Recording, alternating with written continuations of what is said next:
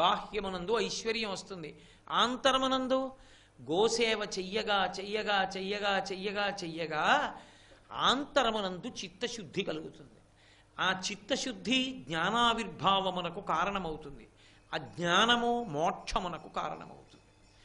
ఇప్పుడు ధేనువును సృజించి ఆ గోవుని సేవించుట వలన బాహ్యమునందు కావలసినటువంటి ఐశ్వర్యాన్ని పొందేటట్టు, అదే గోవు యొక్క సేవ వలన ఎవరు సృజించాడో వాణ్ణే చేరుకునేటట్టు చేసిన వాడెవరో వాడు గోవింద.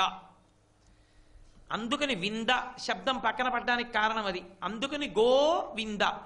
ఇప్పుడు ఒక గోశాల కట్టడం, ఇంట్లో ఒక ఆవుని పెంచడం, ఒక ఆవుని సేవించడం ఎంత అవసరమైన విషయం అన్నది మీరు అర్థం చేసుకోవచ్చు. ప్రతి ఋష్యాశ్రమంలో గోశాల ఉండేది. ప్రతి ఋష్యాశ్రమంలో ఆవులంతా రక్షించేవారు. ఆవు అన్న మాట కోసం అంత ప్రాణాలు కూడా విడిచిపెట్టేయడానికి రాజులు సిద్ధపడ్డారు. అంటే మహాభారతంలో ఉత్తరగోగ్రహణం జరిగితే కదండి అజ్ఞాతవాసం కూడా లెక్క పెట్టకుండా పరిగెత్తారు పాండవులు. కాబట్టి అక్రూరుడు జన్మించాడంటే మహానుభావుడు. ఆయన యొక్క తల్లి గాంధిని, ఆ గాంధిని తండ్రి గారు అంటే తల్లి వైపు నుంచి తాతగారు ప్రతిరోజు ఒక గోవు చొప్పున దానం చేశాడు. అలా దానం చేసినటువంటి కారణం చేత మహాధర్మాత్ముడైనటువంటి అక్రూరుడు పుట్టాడు. అక్రూరుడు అంటే ఎంత గొప్పవాడో తెలుసా ధర్మంలో? ద్వారకానగరంలో భగవానుడు కృష్ణుడు ఉన్నాడు. ద్వారకానగరం నుంచి వెళ్ళిపోయిన వాడు అక్రూరుడు. కాశీపట్టణానికి వెళ్ళిపోయాడు. ఒక కారణానికి వెళ్ళిపోయాడు. ఇప్పుడు మళ్ళీ నేను విష్ణు పురాణంలో లోతుల్లోకి ఎక్కడికి వెళ్ళను. ఒక కారణానికి వెళ్ళిపోయాడు ఆయన. భగవంతుడు ఉన్నాడు, భక్తుడు వెళ్ళిపోయాడు, పరమధర్మాత్ముడు వెళ్ళిపోయాడు. వర్షాలు పడ్డం మానేశాడు. ద్వారక సంక్షోభంలోకి వెళ్ళింది. వర్షాలు పట్టలేదు, ద్వారకలో ఇంత బాధలు పడుతున్నాయి. కాశీపట్టణంలో అందరూ సంతోషంగా సుఖంగా ఉన్నారు. కారణం ఏమిటంటే అక్రూరుడు అక్కడ ఉన్నాడు.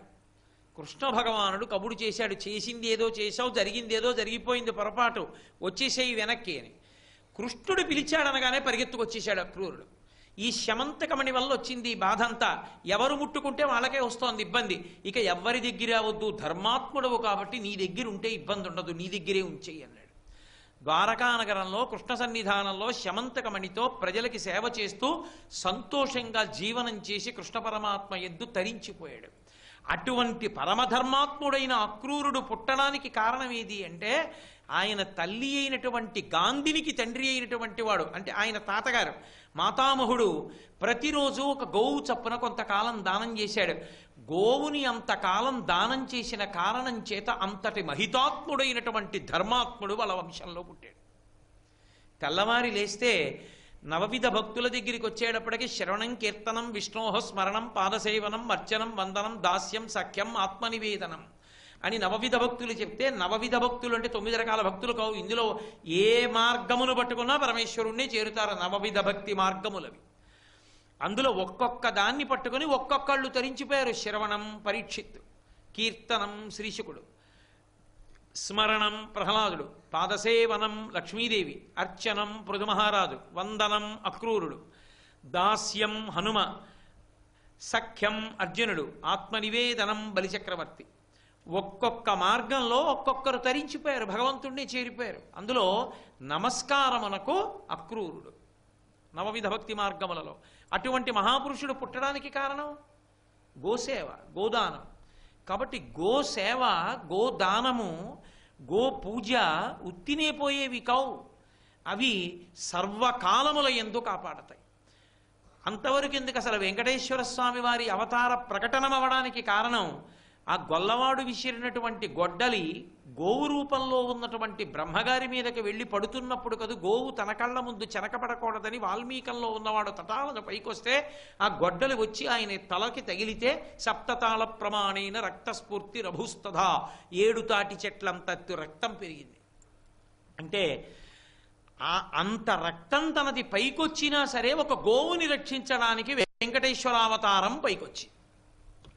కాబట్టి గోవింద ఆవుని కాపాడితే, ఆవుని సేవిస్తే బాహ్యమునందు ఐశ్వర్యము, ఆంతరమునందు ఆ గోసేవా ఫలిత రూపముగా చిత్తశుద్ధి, దాని వలన మోక్షము, జ్ఞానాన్ని పొంది ఇవి ఇవ్వగలిగినటువంటి వాడెవరో వాడు గోవిందుడు. కాబట్టి గోవిందా గోవిందా గోవిందా అని అనుకోవడం వల్ల ఏమొస్తుంది అంటే ఏదో ఇవేవి మనకి అతీతంగా ఎక్కడో ఉన్నటువంటివి కావు. కామధేను వస్తుంది, కల్పవృక్షం వస్తుంది అని చెప్పక్కర్లేదు. మన కళ్ళ ముందు తిరుగాడుతున్నవి. భూమి మీద నిలబడకుండా ఎవడుంటాడు? ఆ భూమి పట్ల పవిత్ర భావన పెరగడమే పరమేశ్వరుణ్ణి చేరిపోవడానికి మార్గమైపోతుంది. ఇది ఇవ్వగలిగినటువంటి నామము గోవిందనామము. ఎందుకని? ఎవరు పేరు పెట్టి పిలుస్తున్నామో వాడికి ఇది ఇచ్చే లక్షణం ఉంది అని శాస్త్రం చెప్తోంది కాబట్టి. అందుకని గోవిందా.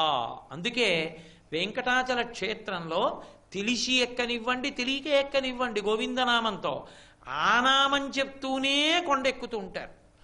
కారణం గోవింద అన్నప్పుడు గో అంటే ఇంద్రియములు, వింద అంటే వాటి ద్వారా ఆయన్ని చేరవచ్చు, లేదా అవి ఆయనవై ఉన్నవి, వాటి పట్ల జాగరూకత, రక్షణ భావము ఈశ్వరుణ్ణి చేరడానికి కారణము. మీరు ఒక చమత్కారమైన విషయం చూడండి. మనం ఏడుకొండలు ఎక్కడం అని ఒక ప్రక్రియ. ఇవాళ ఏడుకొండల మీదకి వెళ్ళడానికి ఎన్నో వాహనాలు వచ్చాయి.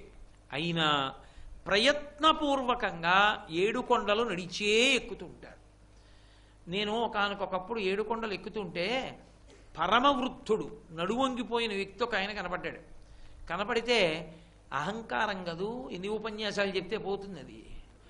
ఆయనతో దాటి వెళ్ళిపోతూ ఆయన దగ్గర ఆగి నేను చమత్కారంగా అన్నాను, ఇంత వయసు వచ్చేసింది కదా స్వామి, మీరు ఇప్పుడు కూడా కొండెక్కాలా? ఏ బస్సులోనో వెళ్ళొచ్చు కదా, ఎందుకండి ఇంత కష్టపడి ఎక్కుతున్నారన్నాను. ఆయన నా వంక తిరిగి ఇలా చూసి అన్నాడు, నేను 8వ ఏట నుంచి కొండెక్కుతున్నా, నాకు 85 ఏళ్ళు, నేను ఎక్కినట్టు నువ్వు ఎక్కగలవా?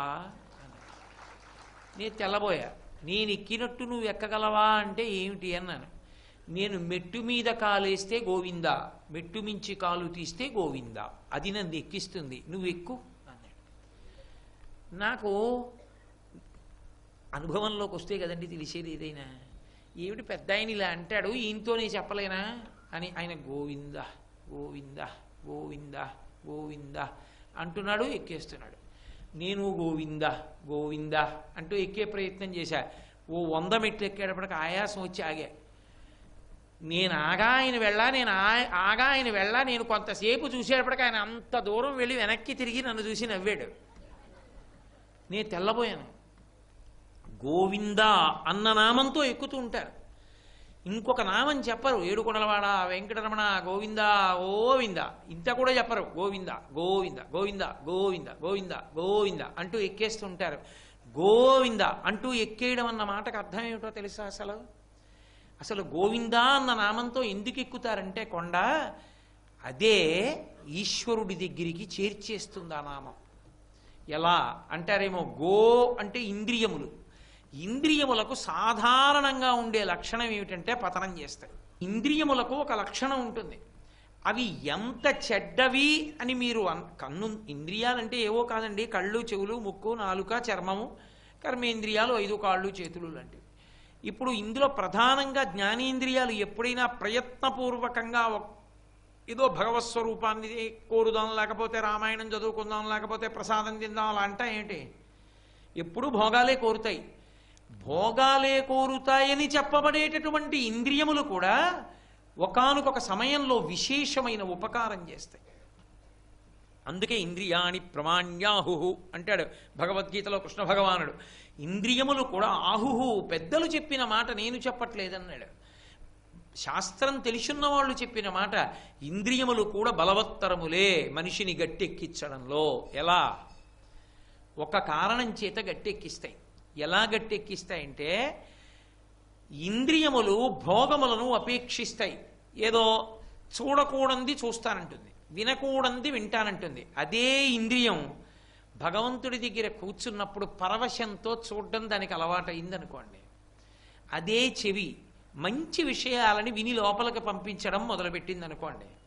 అదే ముక్కు భగవంతుడికి నైవేద్యం పెట్టినటువంటి ప్రసాదం మీద ఉన్న ప్రసాదం నుంచి వచ్చిన వాసన, ఈ వెంకటేశ్వర స్వామి వారికి అలంకారం చేసిన తోమాల మించి వచ్చిన వాసన, ఈ రెండిటికి మురిసిపోవడం దానికి అలవాటు అయిపోయింది అనుకోండి.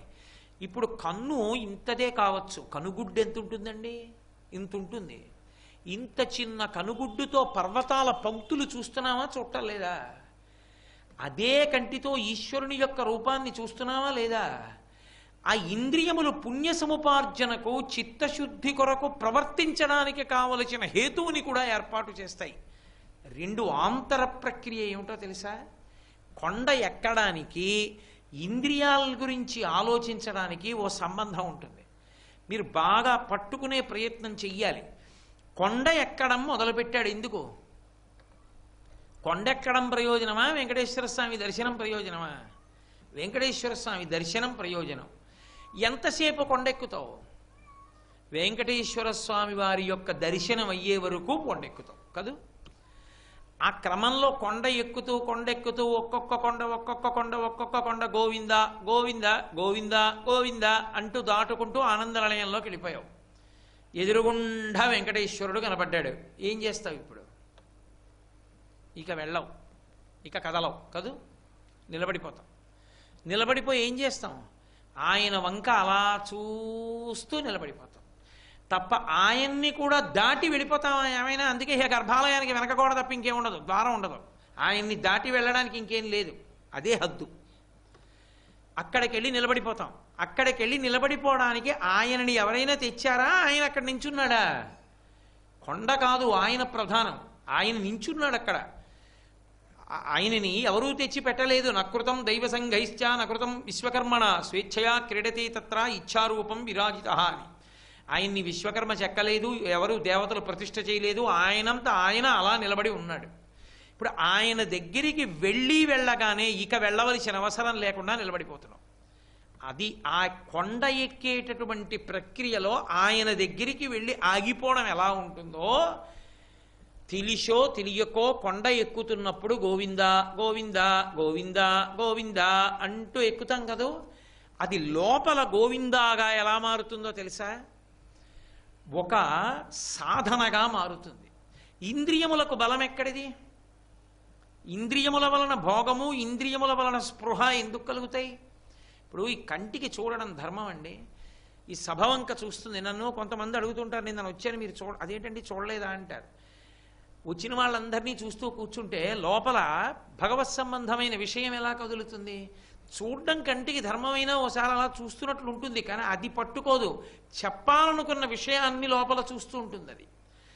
ఇప్పుడు ఒక కన్ను చూసింది, చూసిన దాన్ని పట్టుకుంది అంటే ఎవరితో కలిస్తే పట్టుకుంటుంది? కన్ను మనసుతో కలిస్తే. కన్ను చూసిన దాన్ని మనసు పట్టుకుంది అనుకోండి, ఇప్పుడు చూసినది లోపలికి ముద్రణ పొందుతుంది, చేరుతుంది. ఇప్పుడు మనసు దేని వల్ల ప్రకాశించి పట్టుకుంది? ఇంద్రియం యొక్క శక్తిని. ఇంద్రియం చూసిన దాన్ని మనసు ఎలా పట్టుకుంది? మనసు వెనక ఉన్నటువంటి బుద్ధి యొక్క తేజస్సు వలన. బుద్ధి మీదకి కాంతి ఎక్కడిది? ఆత్మ నుండి వచ్చినటువంటి తేజస్సు. ఆత్మ కాంతి బుద్ధి మీద పడింది, బుద్ధి కాంతి మనసు మీద పడింది, మనసు కాంతి ఇంద్రియముల మీద పడింది. ఇప్పుడు పైనుంచి కిందకి చూస్తూ వస్తున్నాయి. వెనక్కి వెళ్ళాయి అనుకోండి పైకి ఎక్కడం, కిందకొస్తే అనుగ్రహ ప్రవాహం, వెనక్కెడితే పైకి ఎక్కాలి ఆత్మ దగ్గరికి. ఎక్కాలంటే ఇంద్రియములకు ఈ లక్షణం ఎక్కడిది?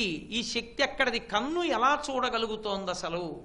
ఇంత ఉంటుంది కదా, ఇది ఇన్నిటిని ఎలా చూస్తోంది? నానా ఛిద్ర ఘటోదర స్థిత మహాదీప ప్రభాభాస్వరం జ్ఞానం యస్యతు చక్షురాదికరణ ద్వారా బహిస్పందతే జానామీతి తమేవ భాంతమనుభాత్యేతత్ సమస్తం జగత్ తస్మై శ్రీ గురుమూర్తయే నమయిదం శ్రీ దక్షిణామూర్తయే అంటారు శంకర భగవత్పాదులు. ఓ కుండకి 9 కన్నాలు పెట్టి దీపం పెట్టి కుండ ఓర్లించాం అనుకోండి, కాంతి పైకి వస్తూ ఉంటుంది. ఎవరిది కాంతి? కుండదా, కన్నాలదా, దీపాందా? దీపానిది.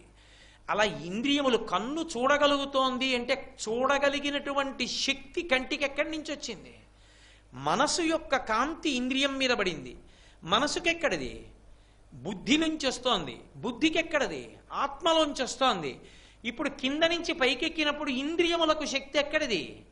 మనసు. మనసుకి ఎక్కడిది? బుద్ధి. బుద్ధికి ఎక్కడిది? ఆత్మ. ఇది వెనక్కి వెళ్ళడం, పైకి ఎక్కడం, కిందికి రావడం, అనుగ్రహ ప్రసారం జరగడం. దాని వలన సద్వినియోగం చేసుకుంటావో దుర్వినియోగం చేసుకుంటావో, బుద్ధితో ఈశ్వరుడు ఇంద్రియాలు ఇచ్చేశాడు. ఎలా ఉండాలన్నది మన ఇష్టం. ఇక ఆ పైన పాపము పుణ్యముగా అది ఈశ్వరుడు రాసుకుంటాడు. ఇప్పుడు ఈ వెనక్కి వెళ్ళే ప్రక్రియలో ఎక్కడి నుంచి శక్తి వచ్చింది ఎక్కడి నుంచి శక్తి వచ్చిందని వెనక్కి వెడుతూ ఎక్కినప్పుడు పైకి ఎక్కడికి వెళ్ళాక ఇంకా నువ్వు కదలకుండా ఆగిపోవాలి. ఆత్మ దగ్గరికి వెళ్ళాక ఆత్మకు శక్తి ఎక్కడిది అని అడుగుతామా? అడగం. ఏమంటే ఆ కిటికీలోంచి వెలుతురు వస్తోంది, ఎలా వస్తోంది అంటారు. ఉండండి ఒకసారి అని అక్కడికి వెళ్ళి చూసి ఆ కిటికీలోంచి వెలుతురు ఎందుకు వస్తుంటేనంటే ఆ పై నుంచి ఏదో ఆ పక్కన పెద్ద కాంతి వస్తోందండి అన్నాడు. కనపడుతోంది ఆ పైకంటేమో పైకి కనపడటం లేదు మరి కిటికీలోంచి. అంటే బయటికి వెళ్ళి చూడండి అంటే తలుపు తీసి బయటికి వెళ్ళి చూశాడు. చూస్తే ఆ పక్క మేడ మీద ఎక్కినటువంటి వ్యక్తి ఒక పెద్ద దీపాన్నో దాన్ని పట్టుకుని నించున్నాడు. ఆ దీపపు కాంతి కిందకొచ్చి కిటికీలోంచి గదిలోకి వచ్చింది. ఇప్పుడు ఎక్కడతో ఆగిపోతావు నీ అన్వేషణ? గదిలోకి కాంతి ఎక్కడి నుంచి వచ్చింది? పక్క మేడ మీద ఉన్నటువంటి వ్యక్తి పట్టుకున్న పెద్ద దీపంలోంచి వస్తోంది. ఆగిపోయావు అంతే. దీపానికి కాంతి ఎక్కడిదని అడుగుతామా?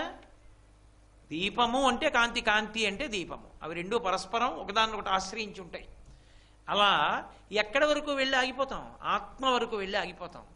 గోవింద గోవింద గోవింద గోవింద అంటూ కొండలు ఎక్కడం అంటే ఏమిటి దాని అర్థం? గో అంటే ఇంద్రియములు, ఇంద్రియములకు పరిపాలకుడు ఆయన. ఇప్పుడు ఆయన ఇచ్చిన ఇంద్రియములు కాబట్టి ఆయన ఎందుకు చెప్పారో అందుకు వాడుకోవాలి ధర్మం. మా నాన్నగారు నేను చిన్నతనంలో తరగతి గదిలో చదువుకునేటటువంటి రోజుల్లో ఓ 50 రూపాయల కాగితం జేబులో పెట్టి ఏదైనా ముఖ్యమైన అవసరం ఏర్పడితే ఈ 50 రూపాయలు వాడుకో అని ఇచ్చేవారు. నేను ఎప్పుడైనా ఏదో పెద్ద వర్షం వచ్చేసింది అనుకోండి, ఓ 20 రూపాయలు ఇచ్చి రిక్షా ఎక్కి వచ్చేవాడిని. ఏరా నీ దగ్గర 30 రూపాయలే ఉన్నాయి అంటే, నాన్నగారు మొన్న చాలా పెద్ద వర్షం వచ్చిందండి, 20 రూపాయలు ఇచ్చి రిక్షాలో వచ్చానండి, ఇంకో 20 రూపాయలు ఇచ్చి 50 ఉంచుకో అనేవారు. ఇప్పుడు నా దగ్గర 10 రూపాయలే ఉన్నాయనుకోండి, ఇంకో 40 రూపాయలు ఏవిరా అని అడిగారు అనుకోండి, నీ చెయ్యకూడని పని ఏదైనా 40 రూపాయలతో చేస్తే అసలు నేను అది చేశానని చెప్తానా? ఇంకోటి ఏదో చెప్పాలి. వస్తుందా రాదా పెద్ద ఆయనకు అనుమానం. విచారణ చేశారు, ఈ 10 కూడా గుచ్చేసుకుంటాడు ఆయన. నీకు వద్దులే డబ్బు అంటాడు. అవునా కాదా? అసలు ఈ ఇంద్రియాలకి శక్తినిచ్చిన వాడెవరు? ఈశ్వరుడు. ఆయన ఇచ్చాడు కాబట్టి, జ్ఞానేంద్రియములకు శక్తి ఉంది కాబట్టి తరించడమా పాడు చేసుకోవడమా మన అదృష్టం. కళ్ళతో ఈశ్వరుణ్ణి చూస్తావా, చెవులతో రామాయణం వింటావా, నాలుక మీద ప్రసాదం వేసుకుంటావా, ముక్కుతో తోమాల వాసన చూస్తావా, నీ ఇష్టం.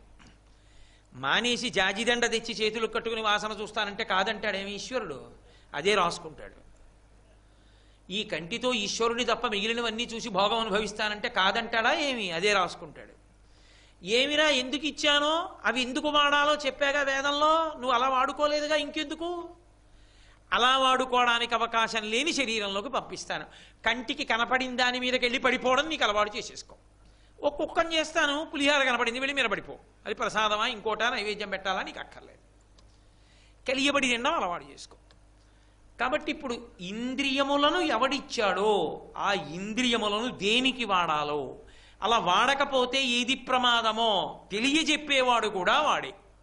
గోవిందా గోవిందా గోవిందా గోవిందా అనగా అనగా అనగా ఎవరూ జయించి నియమించి వశం చేసుకోలేని ఇంద్రియములు తనకి వశవర్తి అయ్యేటట్టుగా శమదమాదులు పెరిగేటట్టు ఆ గోవిందుడే చేస్తాడు. ఇప్పుడేమవుతుంది? విచ్చలవిడిగా తిరగం ఇంద్రియాలు. ఇంద్రియాణి బలిష్టాని ననియుక్తాని మానద అపక్వస్య ప్రకుర్వంతి వికారాం స్థాననీకషః అంటాడు మహానుభావుడు. దేవి భాగవతంలో వ్యాస భగవానుడు. వ్యాసుడంటే ఎవరు? నారాయణుడే. వ్యాసో నారాయణ స్వయం అపక్వస్య ప్రకుర్వంతి వికారాం స్థాననీకషః. ఇంద్రియముల విషయంలో సక్రమమైనటువంటి మార్గమును పాటించకపోతే ఇంద్రియములు వేసేటటువంటి కాట్ల వలన మనిషి కోట్ల జన్మల కిందకి వెళ్ళిపోతాడు. అందుకొచ్చింది ధర్మం కోసం ఆశ్రమ వ్యవస్థ. కొన్నిటిని నియంత్రించడం సాధ్యం కాదు.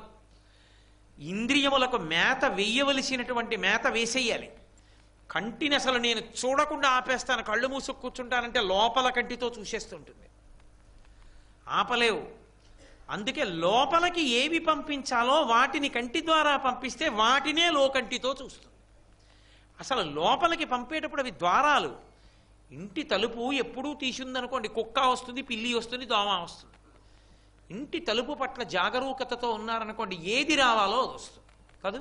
ఎవరింట్లోకి రావాలో వాళ్ళు వస్తారు, ఎవరు రాకూడదో వాళ్ళు రారు. ఇంద్రియములు మనసుకి ద్వారములు. ఇంద్రియములను సక్రమంగా వినియోగించుకున్నాడు అనుకోండి, ఇందులోంచి ఎప్పుడు భగవత్ సంబంధం వెడుతోంది, ఇందులోంచి ఎప్పుడు భగవత్ సంబంధం వెడుతోంది. దీని మీద ఎప్పుడు భగవత్ ప్రసాదం రుచి జరుగుతోంది, దీనితో భగవత్ కృపగా ముట్టుకోవడం జరుగుతోంది.